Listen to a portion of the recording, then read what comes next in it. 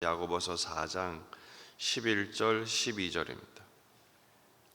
야고보서 4장 11절 12절 말씀 함께 읽겠습니다.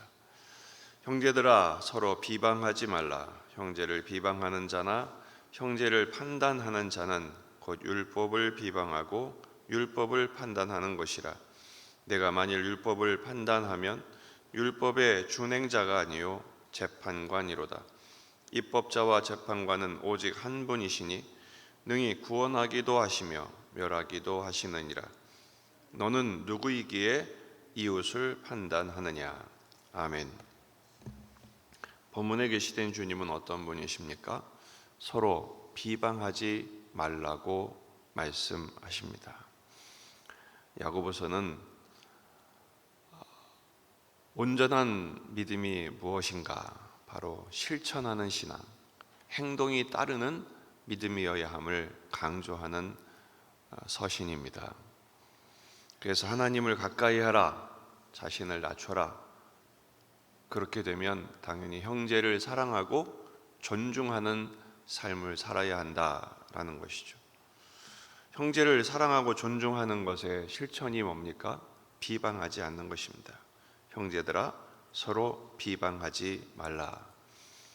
비방한다는 말은 험담하고 욕하고 중상하는 것을 말합니다. 상대방에 대해서 적대감을 갖는 것이죠. 그래서 누군가를 거스려 말하고 악의를 가지고 말하는 것을 의미합니다. 비방하지 말라고 하는 이유는 그 비방 때문에 누군가는 평생 지울 수 없는 상처로 고통하며 살게 되기 때문에 그렇습니다. 그것 때문에 그 사람이 얻게 되는 명예훼손은 복구되기가 쉽지가 않습니다. 세상이 그런 것은 어쩔 수 없다 하더라도 세상뿐 아니라 교회 안에서 비방하는 죄가 점점 많아지는 시대를 살고 있습니다. 그런 우리들에게 주님이 경고하십니다. 너는 누구이기에 형제를, 이웃을 판단하느냐, 이렇게 말씀하고 있죠. 비방하는 것은 죄입니다. 죄입니다. 왜냐하면 우리가 사탄이라고 알고 있는 이 사탄이 디아블로스라는 단어인데 그 의미가 무슨 뜻이냐? 비방자, 참소자라는 뜻입니다. 그러니까 남을 비방하는 것은 진의를 떠나서 사탄의 방법을 따르는 것입니다. 아담과 하와에게 뱀이 죄를 짓게 만드는 방법이 뭡니까? 하나님을 비방하는 거예요. 선악을 알게 하는 나무 가시를 먹지 말게 한다고, 먹지 말라고 했다고, 너희가 그거 먹으면 하나님처럼 될까 봐 그러는 거야. 하나님을 비방하면서 범죄하게 만드는 것이죠.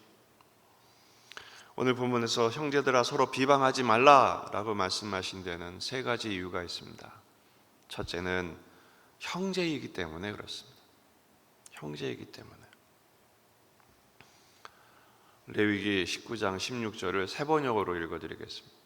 이 사람 저 사람에게 남을 헐뜯는 말을 퍼뜨리고 다녀서는 안 된다. 너는 또 내 이웃의 생명을 위태롭게 하면서까지 이익을 보려 해서는 안 된다. 나는 여호와다. 이렇게 말씀하시죠. 시편 101편 5절 자기 이웃을 은근히 헐뜯는 자를 내가 멸할 것이요 눈이 높고 마음이 교만한 자를 내가 용납하지 아니하리로다. 너는 누구이기에 이웃을 판단하느냐 말씀하시죠. 오히려 형제는 사랑의 대상임을 잊지 말아야 합니다. 로마서 12장 10절 형제를 사랑하여 서로 우애하고 존경하기를 서로 먼저 하며.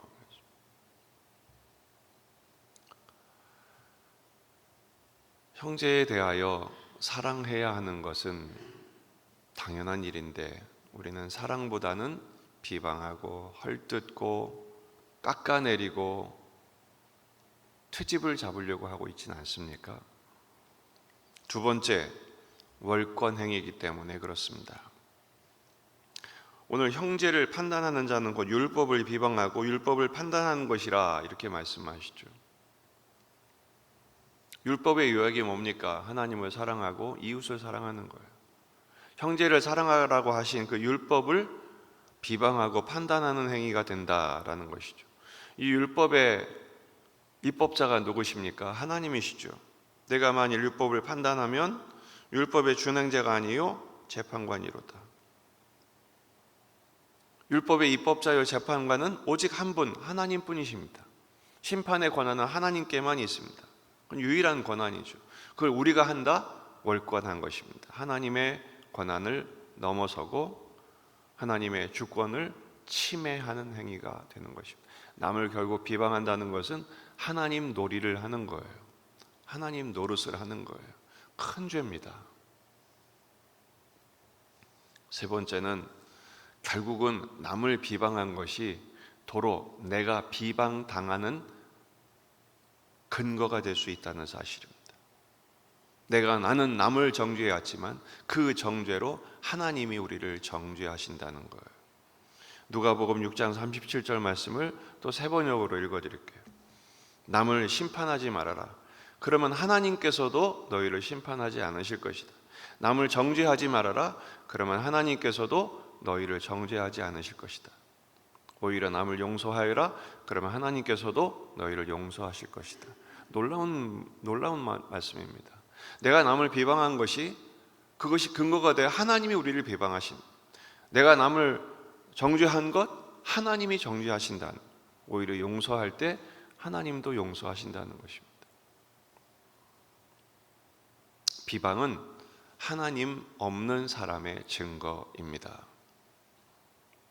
오늘 말씀의 실천은 뭘까요? 비방하지 않을 뿐 아니라 비방 대신에 세우는 말을 해야 합니다. 여러분, 비방한다고 사람이 바뀝니까? 멀리 볼 것도 없잖아요. 가족들에게 자꾸 야단을 치고 잔소리를 하고 문제 삼는다고 사람이 바뀝니까? 말로 사람이 바뀌지 않습니다. 사람이 바뀌는 것은 사랑밖에 없습니다.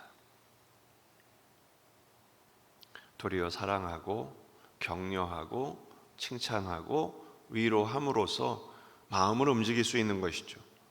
결국 사랑한다는 것은 내가 뭘 해보겠다는 게 아니라 하나님께 맡겨드리고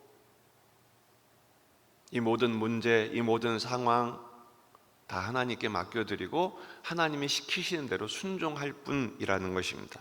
내가 사랑한다고 사람 바뀔 수도 없어요. 사실은 사람 바꾸는 것은 사람의 능력이 있지 않습니다. 하나님의 영역인 것이죠. 예수님께서도 십자가 위에서 온갖 비난과 조롱과 수치를 당하시고 고통을 당하셨어요. 그때 하신 말씀이 뭡니까? 복수의 말씀을 하지 않으셨습니다. 비방의 말씀을 하지 않으셨습니다. 아버지, 저들의 죄를 사하여 주옵소서. 몰라서 저럽니다. 이게 주님이 우리에게 보여주신 모범인 것입니다.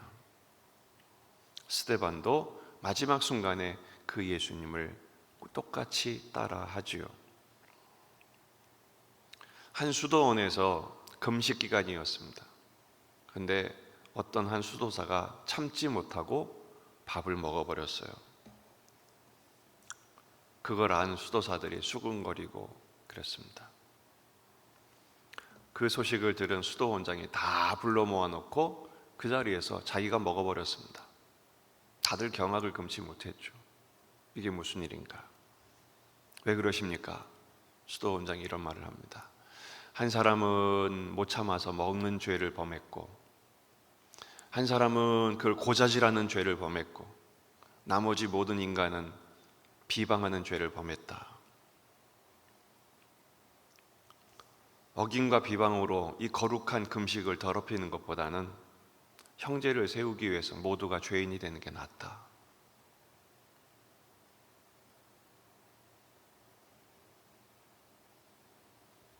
비방 대신에 사랑할 수 있는 우리가 되기를 주의 이름으로 축원합니다. 한번 오늘 이번 한 주간 남의 말 하지 않기를 한번 연습해 보면 어떨까요? 나 살피기도 바쁘지 않습니까?